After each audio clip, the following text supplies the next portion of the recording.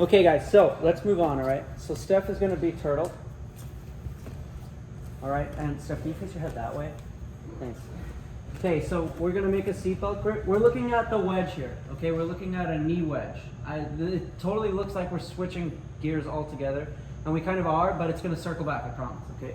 So we're gonna make a seatbelt grip here, all right? Nice tight seatbelt grip, really important my chest stays tight to her back throughout, okay? I don't want too much sliding or space between our chests as we progress through this position. What I'm gonna do is I'm gonna take my right knee and I'm gonna drive it through the triangle that exists between her knee and her elbow. Okay, this part is important. I wanna turn my knee south. Okay, so it needs to start facing south. It's gonna feel awkward for you because of the way that you're tight on the seatbelt grip, okay? But just kind of get used to it. Right, when we get here, we can do one of two things. We can either try and drag this heel out. This helps a little bit, okay, but it's not entirely necessary, okay? So see if you can do it without dragging the heel. Turn your toes flat to the mat so that your shin on your right side makes like a rolling pin. And here you can kind of see I already start to have a wedge of her thigh with my thighs, okay?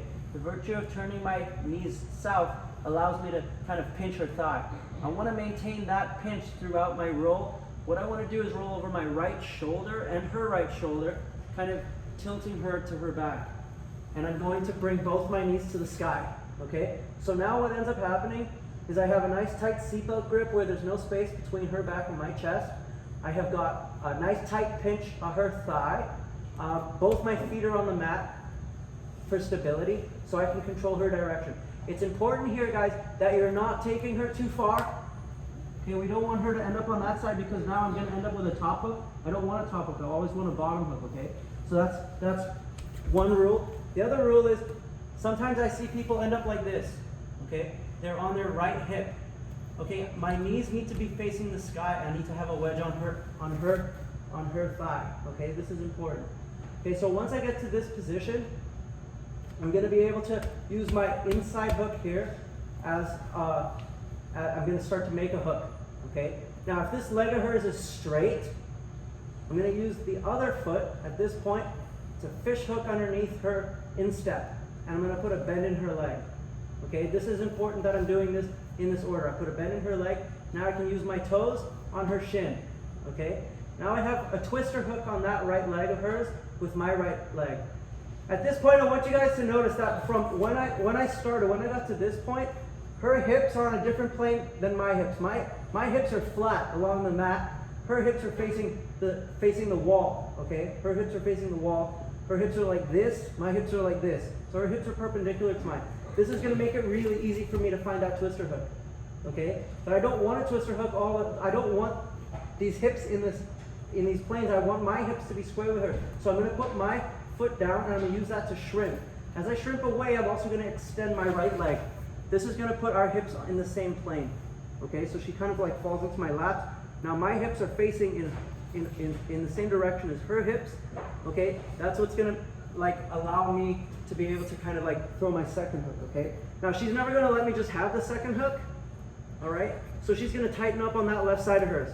Okay, I can come here and throw this leg over top and try and fight it in. That's totally acceptable, but you're going to burn a lot of energy to do that if she's really tight. Sometimes they'll take this arm and they'll hug the back of their thighs, they'll even gable grip.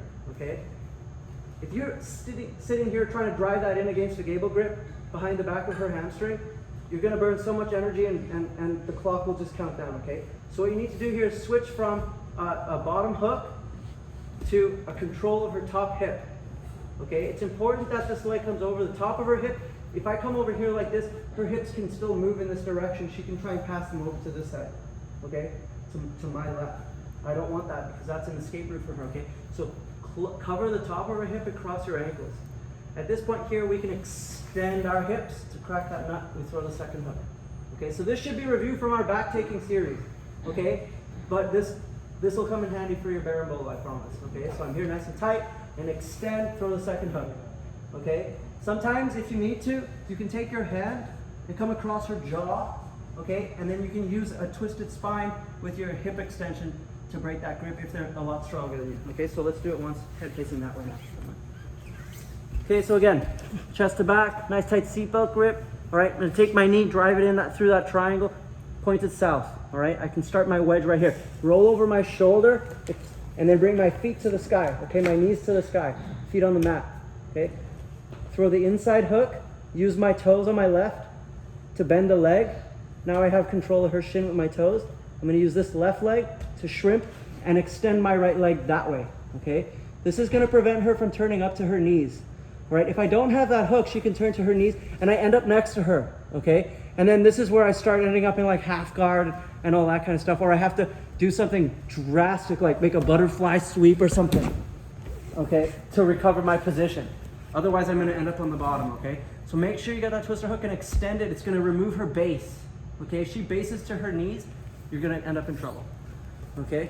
So once you have that, back that way. Head that way. Good. So once you have this set up here and you extend, she's gonna tighten up really tight. Cross your ankles over top of her top hip. You can use your right arm to turn her chin to the sky, and you can extend against her chin. A twisted spine with a hip extension will pop that, and now you have your second hook, okay? Any questions? Okay, let's go. Ready? 1, 2, 3.